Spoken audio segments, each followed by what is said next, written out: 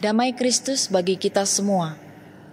Sungguh sudah selayaknya kita bersukacita sebab Allah yang kekal itu tidak hanya mencipta tapi juga melibatkan kita dalam karyanya di dunia.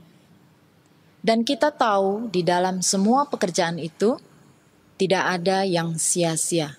1 Korintus 15 ayat 58 mengatakan, "Karena itu, saudara-saudaraku yang kekasih, berdirilah teguh, jangan goyah, dan giatlah selalu dalam pekerjaan Tuhan.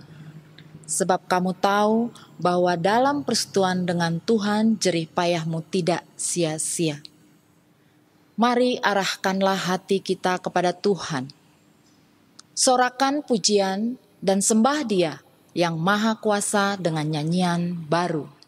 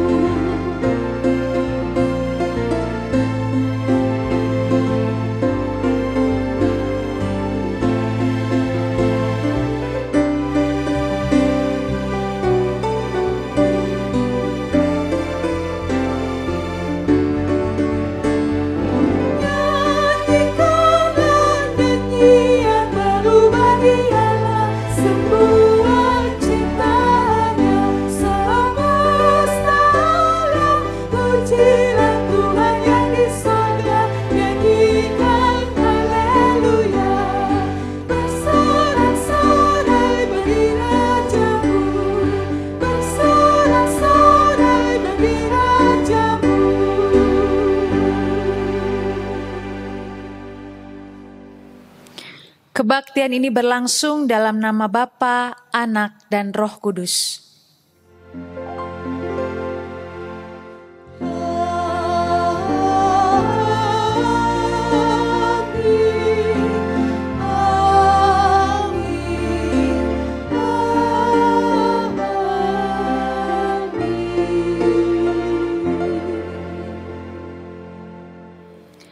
Damai sejahtera dari Allah Bapa kita dan dari Tuhan Yesus Kristus menyertai saudara sekalian. Dan menyertai saudara juga.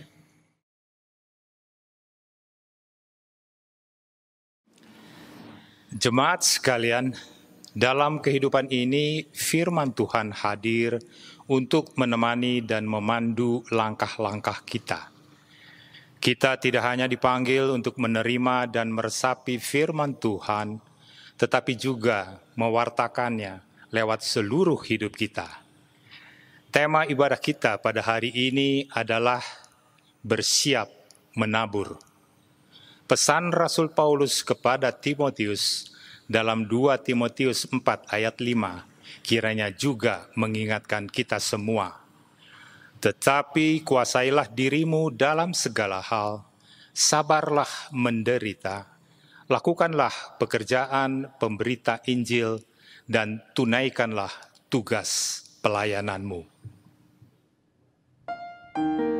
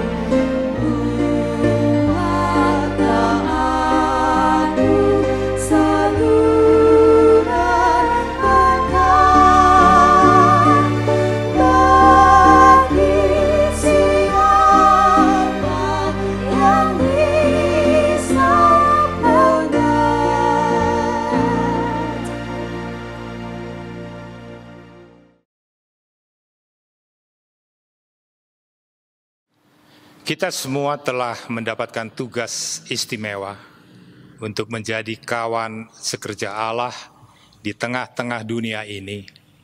Namun seringkali kita justru lalai dan abai pada panggilan tersebut. Marilah kita menaikkan doa pengakuan dosa kita. Ya Bapa, di tengah segala keterbatasan kami, Engkau telah memanggil kami untuk turut menaburkan firman-Mu. Namun seringkali yang kami sebar bukanlah kebenaran-Mu, melainkan ketidakpedulian, bahkan permusuhan. Ampunilah kami ya Allah, ajarlah kami untuk setia dan tekun menjadi penabur-penabur firman Allah dalam setiap pikiran, perkataan, dan perbuatan kami. Di dalam nama Tuhan Yesus, kami mohon pengampunan. Amin.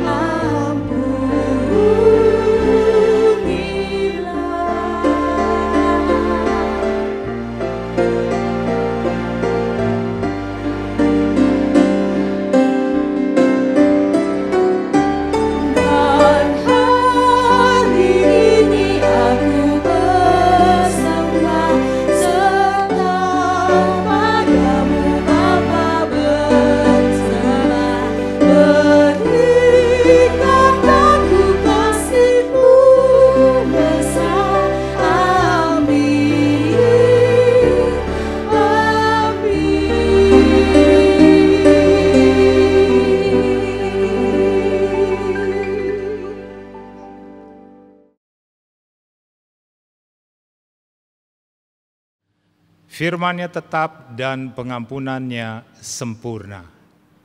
Jemaat, marilah kita mendengar berita anugerah dari 2 Korintus 5 ayat 18 berkata, "Dan semuanya ini dari Allah yang dengan perantaraan Kristus telah mendamaikan kita dengan dirinya dan yang telah mempercayakan pelayanan pendamaian itu kepada kami." Demikianlah berita anugerah dari Tuhan. Syukur kepada Allah. Dalam Kristus engkau telah diampuni. Di dalam Kristus engkau pun telah diampuni.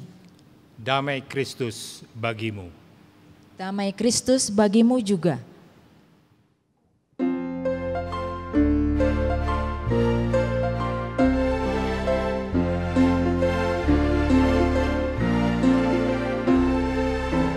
Yesus menginginkan daku bersinar baginya, dimanapun ku berada, ku mengenal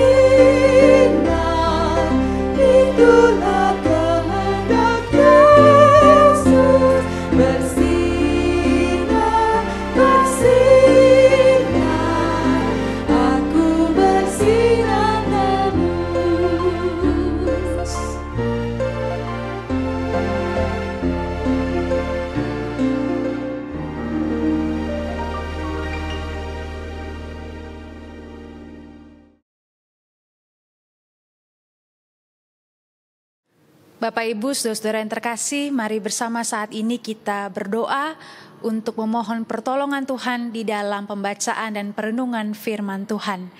Kita berdoa. Allah yang penuh kasih dan kuasa, terima kasih untuk firman-Mu yang selalu hadir untuk menemani dan menuntun langkah-langkah kehidupan kami. Tuhan, dalam segala keterbatasan yang kami miliki, dalam segala kerendahan hati Tuhan, kami memohon pertolongan-Mu, supaya setiap kami yang mendengarkan firman-Mu saat ini, boleh menjadi pribadi-pribadi yang siap. Hati kami menjadi tanah yang gembur untuk menyambut dan menerima firman Tuhan. Bahkan firman Tuhan itu pada akhirnya berbuah-buah banyak dalam kehidupan kami. Sungguh ya Tuhan, kami menyerahkan waktu pemberitaan firman Tuhan ini ke dalam tangan-Mu.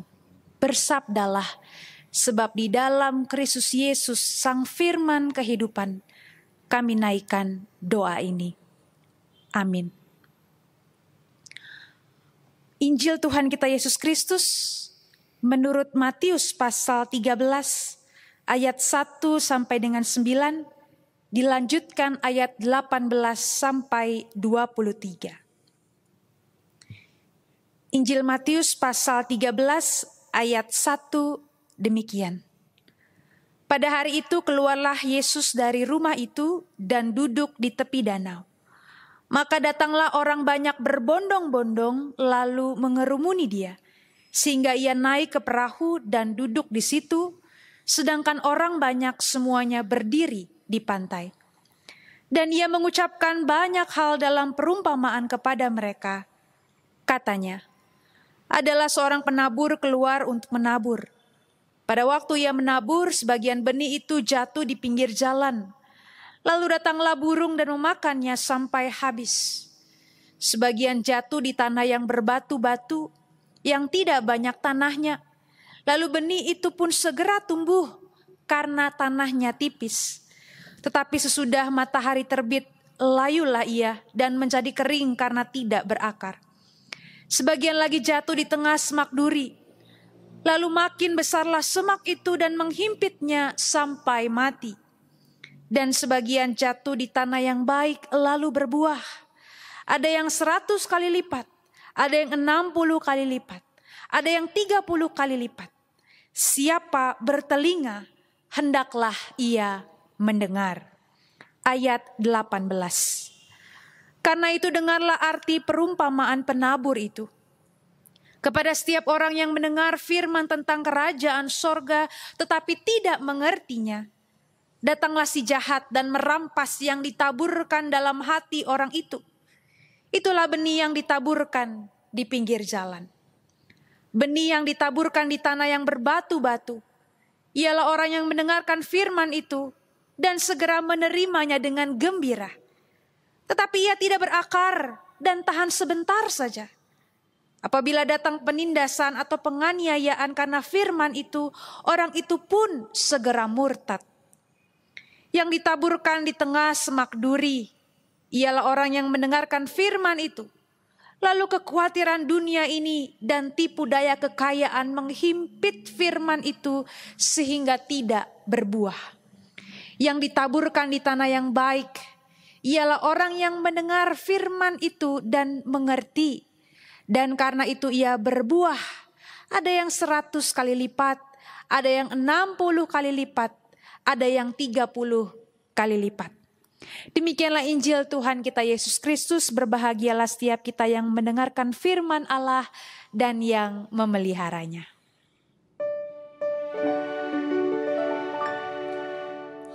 Haleluya, haleluya,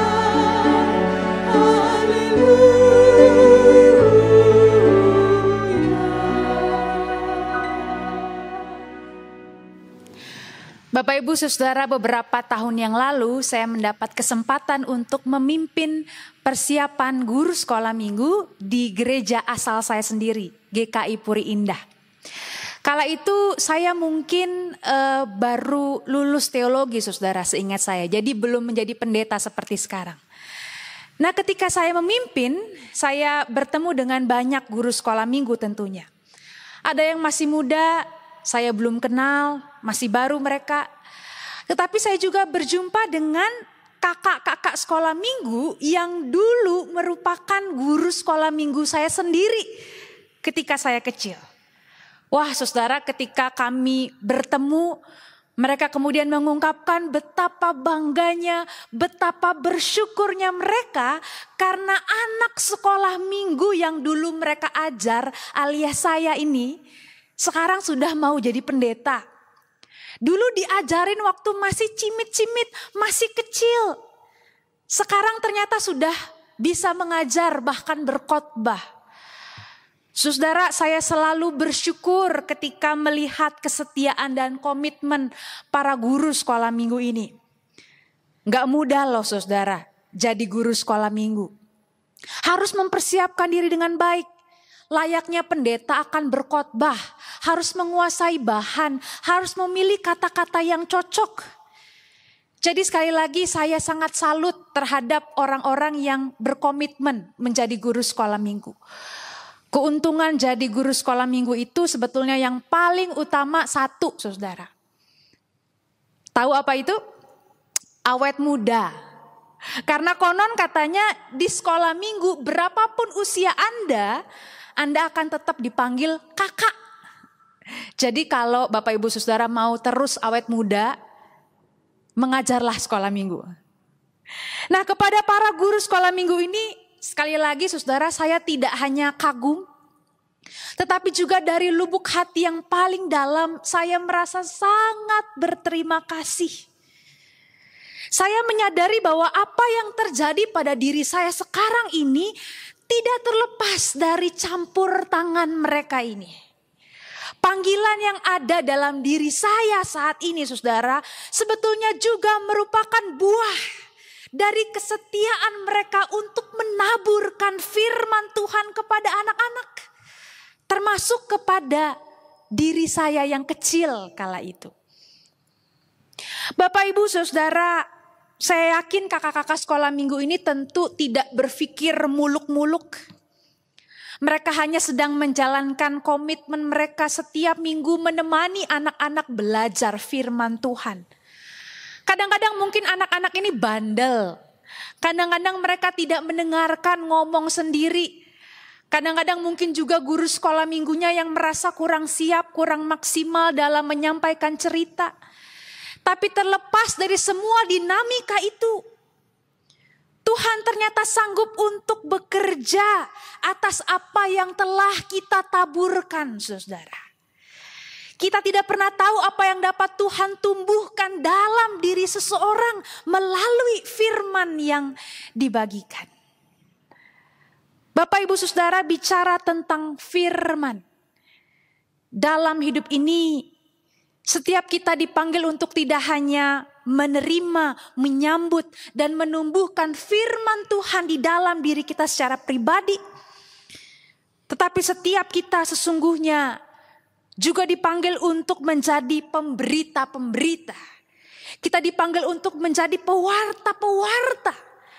Agar firman itu semakin banyak didengar, semakin banyak tersebar dan memberkati banyak orang. Bapak Ibu Saudara, di dalam tema ibadah kita pada hari ini bersiap menabur. Kita telah membaca dan mendengarkan apa yang tertulis dalam Injil Matius tentang perumpamaan seorang penabur dan maknanya.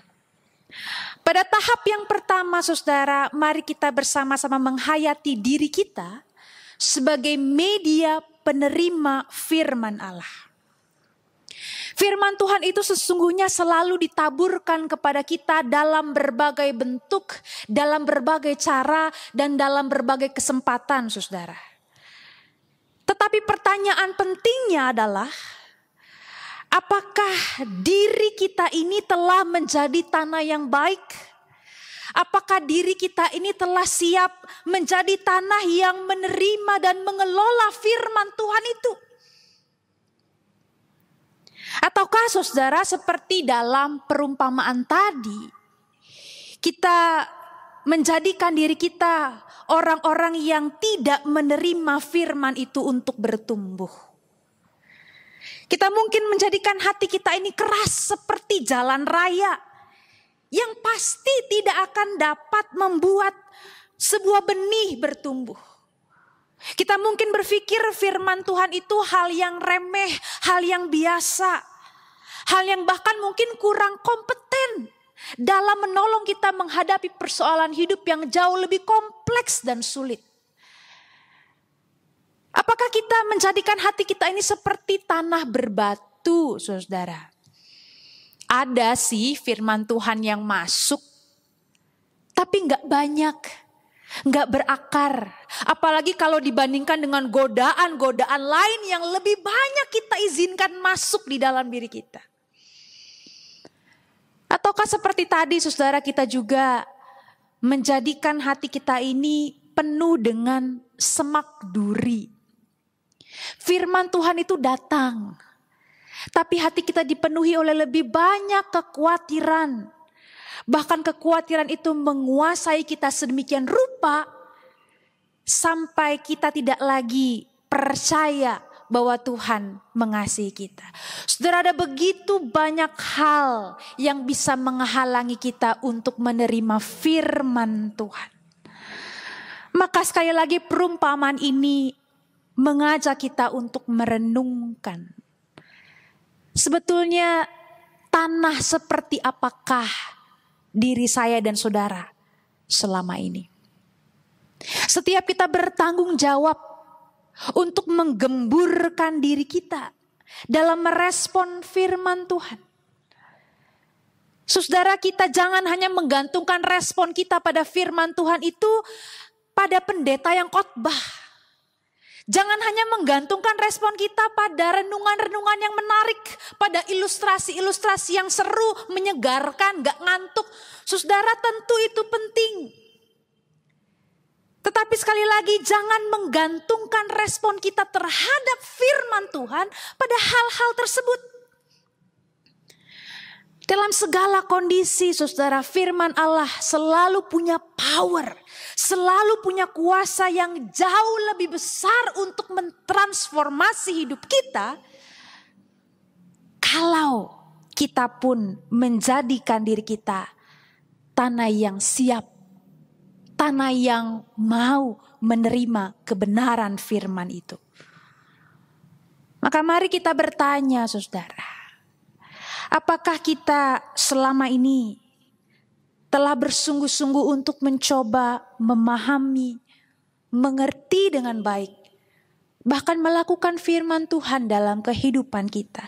Apakah saya telah benar-benar membuka hati terhadap kuasanya, terhadap kebenarannya yang penuh kasih dalam kehidupan saya? Bapak Ibu Saudara, sebagai pendeta jujur aja, saya senang juga sih kalau ada jemaat yang mengatakan, "Oh Bu Pendeta, khotbahnya bagus. Oh Bu Pendeta, khotbahnya gak ngantuk, saya senang." Jujur Bapak Ibu Saudara, saya senang juga terhadap apresiasi yang demikian. Tetapi saya yakin pendeta-pendeta yang lain pun berpikir sama. Terlepas dari semua apresiasi itu atau kritikan yang ada, tidak ada yang lebih membahagiakan dari seorang yang bersaksi bagaimana hidupnya diubah oleh firman Tuhan. Jadi bukan hanya telinganya yang disenangkan, tetapi bagaimana karakter dirinya sungguh berubah. Bagaimana relasi di tengah-tengah keluarga dipulihkan karena seseorang menerima firman Tuhan. Di tahap yang kedua, saudara, mari kita memahami perumpamaan ini dari sisi sang penabur. Kalau kita perhatikan Bapak Ibu Saudara, ketika Tuhan Yesus menyampaikan perumpamaan ini kepada banyak orang, termasuk kepada murid-muridnya kala itu, dia sendiri sebenarnya sedang dalam banyak konflik, terutama dengan orang-orang Farisi. Sebenarnya setiap orang-orang Farisi ini berusaha untuk menjebak Tuhan Yesus dalam banyak perkara. Dia selalu menjelaskan tindakan-tindakannya itu dalam perspektif firman. Sebagai contoh saudara, Tuhan Yesus menjelaskan berulang-ulang kali bagaimana hari Sabat itu tidak berarti orang berhenti berbuat baik. Dan itu adalah dasar dari tindakannya. Tetapi bukannya berusaha mengerti, memahami apa yang Tuhan sampaikan. Orang-orang Farisi ini justru membenci Tuhan Yesus. Bahkan pada akhirnya hendak membunuh dia. Saudara, dari sisi orang banyak yang juga selalu ngintilin Tuhan Yesus. Selalu berbondong-bondong mengikuti dia. Tidak semua orang benar-benar bertumbuh dalam firman. Banyak di antara mereka yang juga mungkin datang hanya karena mujizat kesembuhan. Tetapi sebenar-benarnya mereka tidak memahami dengan mendalam apa yang Tuhan Yesus ingin sampaikan lewat kehidupannya. Jadi kalau yang pertama tadi kita belajar bagaimana diri kita harus menjadi tanah yang baik menerima firman. Hal yang kedua saudara, kita belajar bahwa kita pun punya panggilan untuk menjadi penabur-penabur. Dan ketika kita menjadi penabur, apa yang akan kita hadapi nanti saudara? Reaksi orang yang bermacam-macam terhadap pengajaran Tuhan Yesus. Sesungguhnya menjadi contoh yang sangat jelas kepada para murid tentang apa yang akan diterima oleh para penabur firman Tuhan. Sekalipun kita secara tulus menaburkan apa yang baik, tidak semua orang ternyata akan menerima. Tidak semua orang akan siap. Bahkan mungkin ada orang yang malah akan membenci kita. Tetapi saudara, panggilan bagi para murid termasuk kepada kita semua saat ini adalah teruslah menabur. Teruslah membagi apapun situasi dan kondisinya. Bukan hasil yang pertama-tama harus kita kejar dan kita raih. Bukan hasil saudara. Tetapi kesetiaan dan komitmen kita untuk mengabarkan firman Tuhan di dalam berbagai situasi. Saudara, dalam salah satu tulisannya, Anthony de Mello pernah menceritakan demikian. Ada seorang wanita yang bermimpi masuk ke sebuah toko yang baru di sebuah pasar. Dan dia terkejut karena menemukan Tuhan di dalam toko tersebut. Dia kemudian bertanya, "Engkau menjual apa di sini?" Dan Tuhan menjawab, "Apa saja yang menjadi keinginan hatimu." Hampir tak berani percaya akan apa yang didengarnya, saudara. Wanita itu kemudian memutuskan meminta hal-hal yang paling baik yang dapat diinginkan seorang manusia. "Aku meminta ketentraman hati dan cinta dan bahagia dan bijaksana dan bebas dari rasa sakit."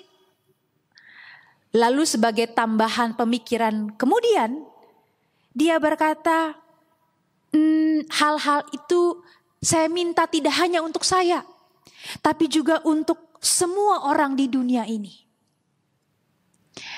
Saudara, Tuhan kemudian tersenyum, lalu berkata, "Kukira engkau menafsirkan aku salah, nak.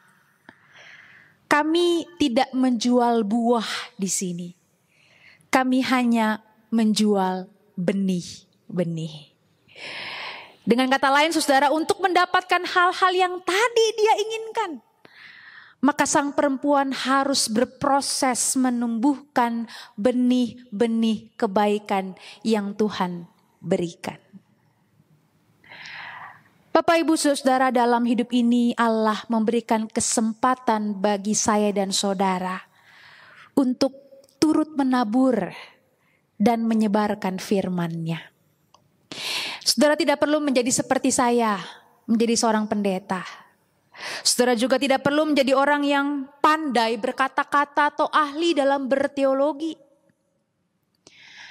Dalam hidup sehari-hari saudara, firman Tuhan dapat kita sebarkan pertama-tama lewat kesaksian hidup kita. Lewat kata-kata sederhana tetapi penuh semangat yang mungkin kita berikan kepada orang lain yang sedang terpuruk. Firman Tuhan juga dapat kita sampaikan lewat apresiasi yang tulus yang kita berikan kepada orang tua kita, anak-anak kita. Firman Tuhan bahkan dapat kita nyatakan lewat kesediaan kita meminta maaf pada orang-orang yang kita sakiti. Menyampaikan firman Tuhan bukan berarti kita sekedar kutip atau comot bahkan obral ayat-ayat Alkitab. Bukan saudara. Lebih dalam daripada itu. Menyampaikan firman Tuhan. Menjadi penabur-penabur Injil. Berarti kita menjadikan hidup kita seutuhnya kitab terbuka yang mampu dilihat, dipelajari, dan menginspirasi orang lain di sekitar kita. Kiranya Tuhan menolong kita untuk menjadi tanah yang subur dan menjadi penabur yang baik di tengah-tengah kehidupan kita. Amin.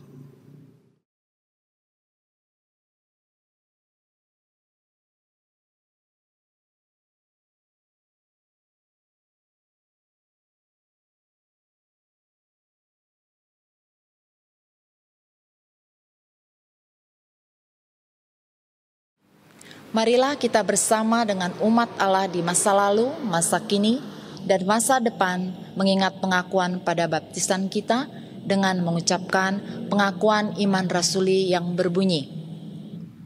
Aku percaya kepada Allah Bapa yang Maha Kuasa, Halik langit dan bumi, dan kepada Yesus Kristus, anaknya yang tunggal, Tuhan kita, yang dikandung dari Roh Kudus, lahir dari anak darah Maria, yang menderita sengsara di bawah pemerintahan Pontius Pilatus, disalibkan, mati dan dikuburkan, turun ke dalam kerajaan maut, pada hari yang ketiga, bangkit pula dari antara orang mati, naik ke surga, duduk di sebelah kanan Allah, Bapa yang Maha Kuasa, dan dari sana Ia akan datang untuk menghakimi orang yang hidup dan yang mati. Aku percaya kepada Roh Kudus, gereja yang kudus dan am, persekutuan orang kudus, pengampunan dosa, kebangkitan orang mati, dan hidup yang kekal. Amin.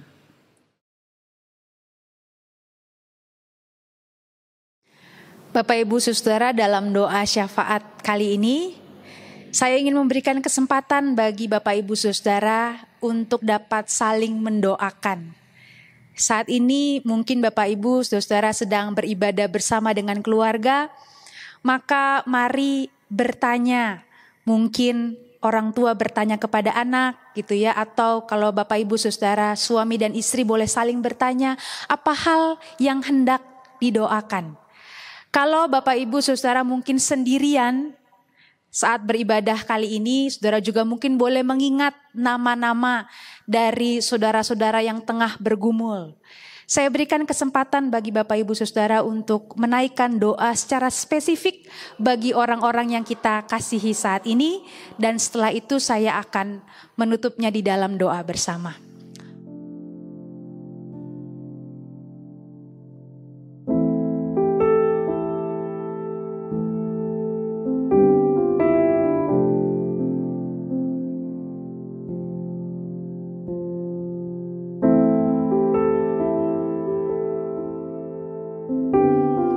Mari kita berdoa. Bapa dalam surga, di dalam kebersamaan kami saat ini, kami hendak menunjukkan cinta kasih kami satu dengan yang lain melalui saling mendoakan. Maka biarlah saat ini Tuhan Engkau mendengarkan setiap pokok-pokok doa yang kami sampaikan bagi orang-orang yang kami kasihi ini.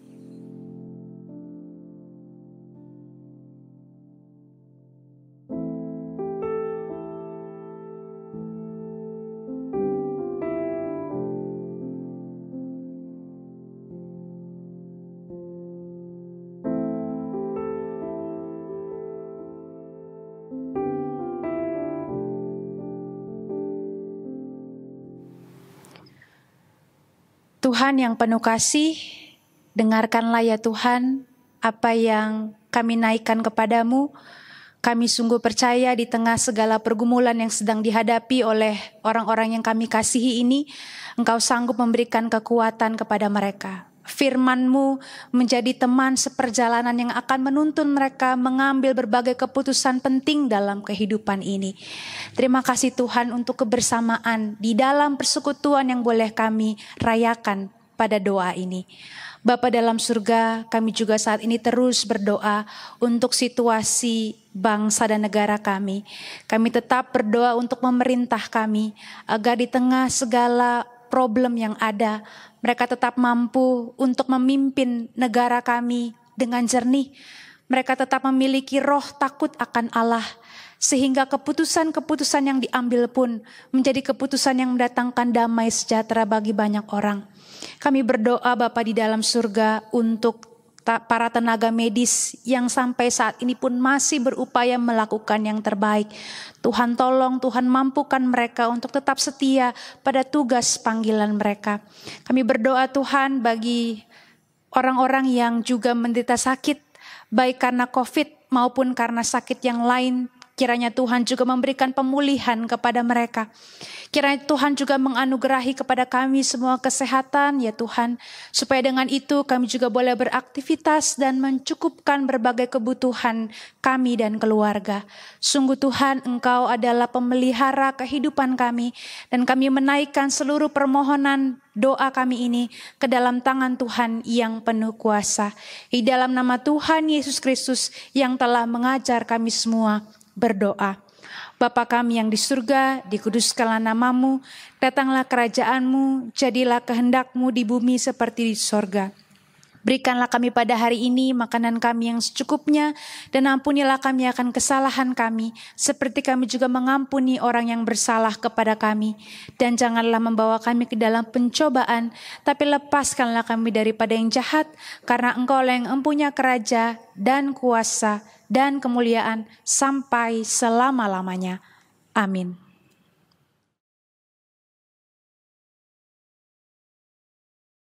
Tuhan telah menabur dan menumbuhkan begitu banyak kebaikan dalam kehidupan kita. Untuk itu, marilah saat ini kita memberikan persembahan yang terbaik kepadanya. Dengarlah firman Tuhan dalam 2 Korintus 9 ayat 7 yang berkata, "Hendaklah masing-masing memberikan menurut kerelaan hatinya, jangan dengan sedih hati atau karena paksaan, sebab Allah mengasihi orang yang memberi dengan sukacita."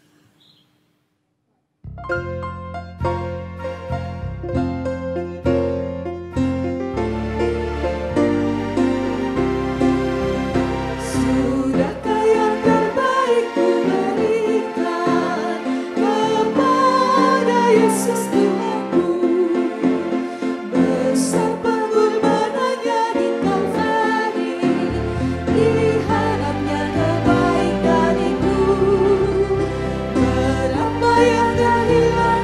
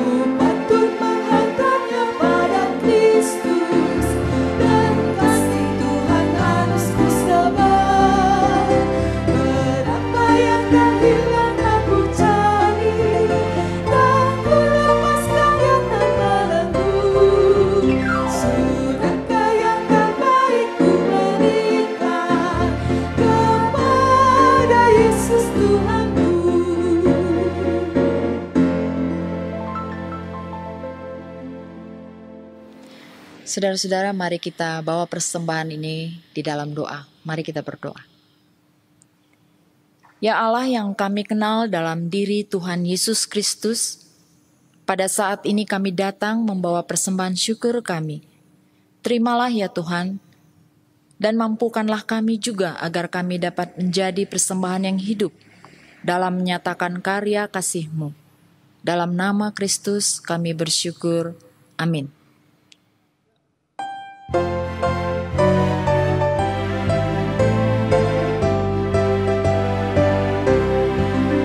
Kita harus membawa berita pada dunia dalam gelap tentang kebenaran dan kasih dan damai yang menetap dan damai yang menetap. Karena gelap jadi remang pagi dan remang jadi siang terang. Kuasa Kristus nyatalah ramani dan cemerlang.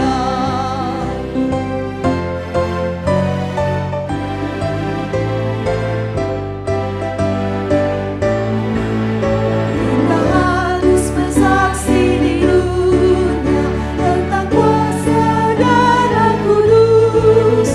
Semoga yang masih saksi terima Sang Penebus, terima Sang Penebus. Karena gelap jadi remang pagi dan remang jadi siang terang. Kuasa Kristus nyatalah ramani dan cemerlang.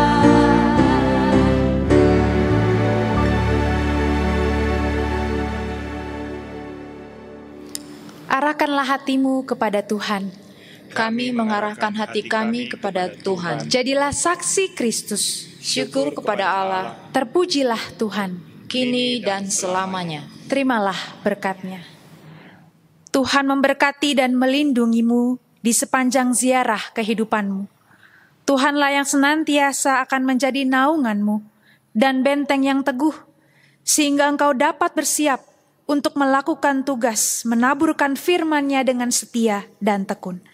Dan sampai kita bertemu kembali, kiranya kasih dan persekutuan dari Allah Bapa, Anak, dan Roh Kudus menyertai saudara sekalian hari ini, esok, dan sampai selama-lamanya.